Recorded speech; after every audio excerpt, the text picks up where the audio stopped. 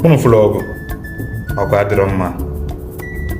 Ndị na-witness bụ ọgụ nwee ike na-ekpe ka ọgụ bịa ka ọgụ daa mana mgbe ọ ga-ada ya bụ onye nsowe na-eti mkpu ọgụ ya bụ esowe na-akọlụ for the drum of war ka esowe na-ebe nwee because either na dị ọgụ lilisi gị or no lilisi your family or no kpochapụ your investment ibido ụwa n'isi again. That is me survive for the ọgụ.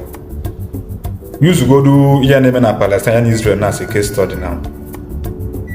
Ọkwụ na ofu na ndị abụ ọgụ na-eme affect na abọdị the people cause ụdị ọgụ no innocent civilian n'ụlọ onwefe.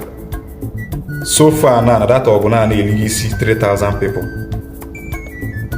5,000 plus the injured na ndị nọ na hospital ma ndị keka emechakwa nwụọ along the line ma ndị ga-emecha na-atọ n'ọtụ cripple ma ndị ga-emecha na-atọ n'ọtụ ngwụlọ ma ndị ga-emecha na-atọ n'ọtụ ndị na-enwere ozi aka.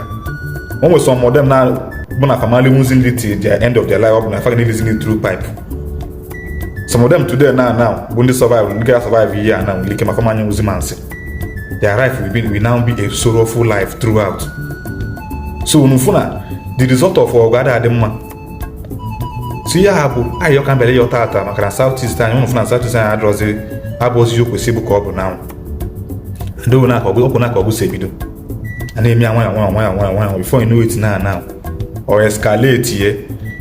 And o me escalate ma ndị kpediri field na afa kpatala ego na-achọrọ itinye ọnụ na ya bụ okwu mgbe oge ka dị. Ma ndị feel that no form na benefit from it. Nwekwara ike that time the ọgụ elie isifa.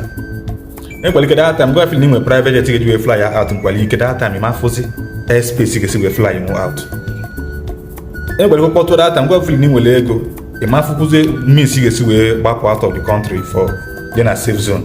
Ma fụzi so ihe abụ ayọ ka nna ayọ ma ndị iwe na-ewe ma ndị na-akpasu ndị mmadụ iwe ma ndị igwe ma ndị gọvanọs ma ndị ọhaneze onye ọbụla bụ ndị ọnụ na-elu n'okwu na anyị iwe anya biko nu ihe ifu na-eme na South East adịghịzi mma.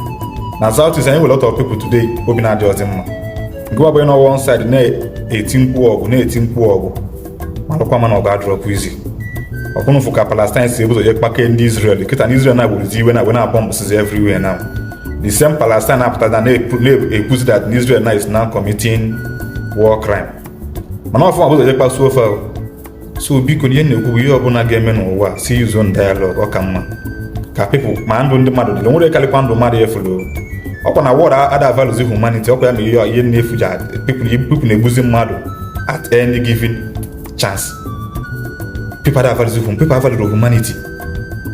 Then people need to take his life of their fellow human for no reason, just for ye na-enwere isi. Icheki ya na-azọ nwekom ya na-azọ na Papa Andre. Ọ na-azọ ofu ihe nwanne, ọ na-azọ ọkịka. Ọ na-azọ one leadership position one like that. Then civilians na-ewuru nke farmers can they penalize the whole thing. The people na-ese a plan of that war now, much na their different offices now. Some of them na fly go their families abroad. Some na find their family know themselves. Find na their different distances na instigate the war na Israel na Palestine now. Ma ndị ọbụla na-ele ngwa ọgụ can benefit from it at the expense of people's life. Ifulia ọgụ adịrọ mma. Ifu na South East anya na o take line time before we can recover more and Kanu na 1966 and 1970. O take line time before we can rebuild more United today. So ọ ga-ajọkwa ndụ ma idekwa destroy kwa nke anyị egole eme birokwu one isi again ọ ga-adịkwa very bad.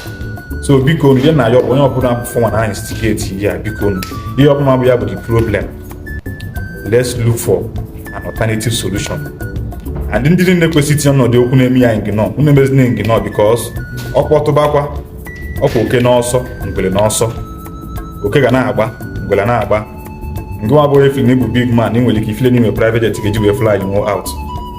Ọ kwekwe kpọtụba na ịmafụkwụzi airspace ga-esi wee fly you mechie everywhere. Enwere ike that border ifili ga-eji wee wa enwere ike oge a close the border. Jikwa onwe ga-esi anyị nwa bụ ndị Igbo anyị nwere ebe a ga-agbaje nwa as a safe zone ọ bụ na ọkpọtụọ na outside ka ị ga-etinye nwa isi na ayala isu gị imi ka ọ bụ ga-etinye nwa isi na ya Yoruba for safety ayala isu gị imi ka ọ bụzi ndị Awụsazi na Fulani ma how far between anyị na ndị nke ya. Israel na-eme ya afa na-eme today na fe put go measures long time ago. At least almost some bomb ị ga-atụ n'Israel na o wee jie ya. The bomb ama ada na Israel or hang ya on the air. Anyị nwere nwaanyị nke anyị nwere. Ya bụ ajị na-ajụ onwe gị before ị na-eti mkpu ọgụ. Open aka enwe n'ofe o. That most of these people na instigate here. Some call opportunity for get you ewa. So many of them their family member and work in Nigeria. Some of them their family self not UK, so many other countries. Come on, just na obodo na instigate mmibu to mmibu. Ya bụ ọkpọtụ ngwa n'oge na eji anọ ya bụ family gị kebe fanụ. Family gị if aga pụnwu outside the country, nwere ego eje fly over outside. Nwere ego obere ụlọ nke na manager akwasa ya. Emechakwa peace.